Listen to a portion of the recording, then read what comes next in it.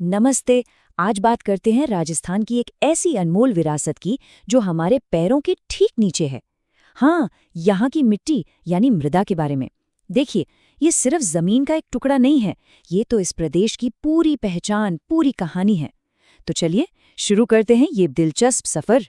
तो सबसे पहले एक बहुत ही बुनियादी सवाल, कभी सोचा है जिस जमीन पर हम खड़े होते हैं वो असल में है क्या? सिर्फ एक सतह? नहीं, ये उससे कहीं ज्यादा है। अगर बिल्कुल आसान शब्दों में कहें तो मृदा या मिट्टी पृथ्वी की सबसे ऊपरी परत है।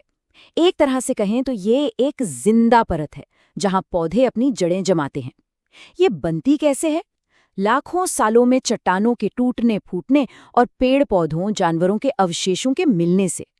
और असल में ना, यही वो परत है जो हमारी धरती पर जीवन को मुमकिन बनाती है। तो चलिए अपना ये सफर शुरू करते हैं पश्चिमी राजस्थान से। जैसा कि हम जानते हैं, ये प्रदेश का सबसे बड़ा हिस्सा है और यहाँ की मिट्टी की पहचान ही अलग है। थार के मरुस्थल में जो मिट्टी मिलती है उसे कहते हैं रेतीली या बलुई मृदा। अब इसके जो कण होते हैं ना, वो काफी बड़े और मोटे मोटे होते हैं। इसका मतलब ये हुआ कि कणों के बीच में काफी खाली जगह होती है और इसी वजह से ये पानी को ज्यादा देर तक पकड़ ही नहीं पाती। इसे समझने के लिए एक छलनी का ख्याल कीजिए। ये मिट्टी बिल्कुल एक छलनी की तरह ही तो काम करता है। जैसे ही पानी गिरा वो तेजी से नीचे चला जाता है और ऊपर की सतह वैसी की वैसी लगभग सूखी रह जाती है। तो फिर इसका खेती पर क्या असर होता होगा? सीधा सा मतलब है, ये मिट्टी उन फसलों के लिए एकदम सही है जिन्हें पानी की जरूरत कम होती है, जैसे कि बाजरा। बाजरा इस इलाके की मुख्य फसल भी है और खाने का आधार भी। देखिए, ये प्रकृति का कितना अद्भुत संतुलन है।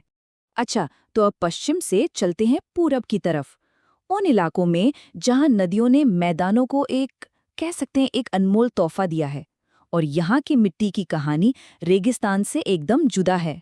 राजस्थान की जो पूर्वी और उत्तरी मैदान है, वहां मिलती है जलोढ़ मृदा, जिसे एल्यूवियल सॉइल भी कहते हैं। नाम से ही जाहिर है, जलोढ़ यानी जल द्वारा लाई गई। मतलब ये वो मिट्टी है जिसे नदियां अपने साथ बहा कर लाती हैं।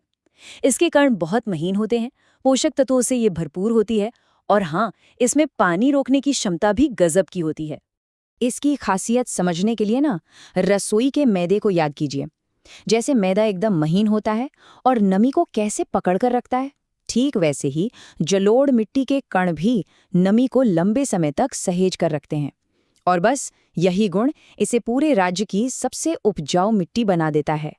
चलिए, अब हमारा सफर पहुंचता है दक्षिण राजस्थान में और यहाँ पर मामला और भी दिलचस्प हो जाता है।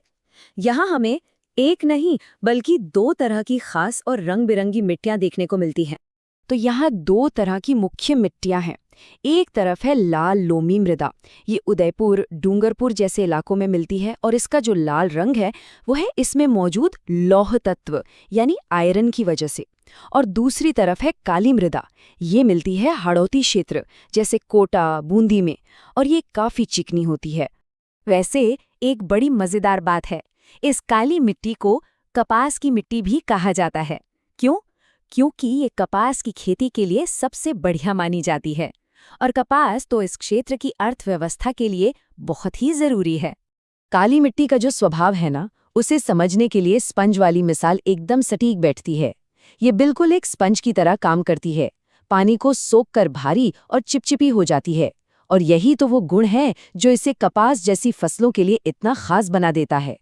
तो हमने राजस्थान की मिट्टी की ये अद्भुत विविधता तो देख ली, अलग अलग रंग, अलग अलग गुण। लेकिन ये समझना भी बहुत जरूरी है कि ये अनमोल धरोहर हमेशा के लिए महफूज नहीं है। अब बात करते हैं उन गंभीर चुनौतियों की जिनका सामना हमारी मिट्टी आज कर रही है। देखिए, दो सबसे बड़े खतरे हैं। पहला मृदा अपरदन यानी सॉइल इरोजन, और दूसरा क्षारीयता, जिसे आम भाषा में रेह भी कहते हैं। अपरदन का मतलब है हवा या पानी के साथ मिट्टी की ऊपर वाली उपजाऊ परत का बह जाना, और क्षारीयता, उसमें मिट्टी की सतह पर नमक की एक सफेद परत जम जाती है जो उसे धीरे धीरे बंजर बना देती है। अक्सर खेतों में ये सफेद परत दिख जाती है। तो सवाल उठता है कि भाई ये है क्या चीज? क्या ये बर्फ है या पाला पड़ गया है या कुछ और है? जी नहीं, ये बर्फ बिल्कुल नहीं है। ये असल में जमीन के अंदर का लवण है, मतलब नमक। होता क्या है कि जब बहुत ज्यादा सिंचाई की जाती है तो पानी तो भाप बनकर उड़ जाता है, पर वो अपने पीछे इस नमक को सतह पर ही छोड़ जाता है। और ये एक बहुत गंभीर समस्या है जो धीरे धीरे जमीन को बंजर बना रही है। तो फिर आज की इस पूरी बातचीत से हमें क्या बातें याद रखनी है? पहली, कि राजस्थान में रेतीली, जलोढ़, लाल और काली मतलब कई तरह की मिट्टियां हैं। दूसरी, कि हर तरह की मिट्टी एक खास तरह की खेती और जीवन शैली को सहारा देती है। तीसरी बात, हमारी मिट्टी अपरदन और क्षारता जैसे गंभीर खतरों से जूझ रही है। और सबसे जरूरी बात, ये हमारी एक अनमोल विरासत है जिसे बचाना हम सबकी जिम्मेदारी है।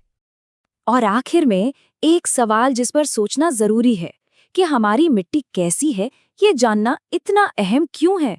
देखिए, इस सवाल का जवाब सिर्फ खेती-बाड़ी तक ही नहीं है।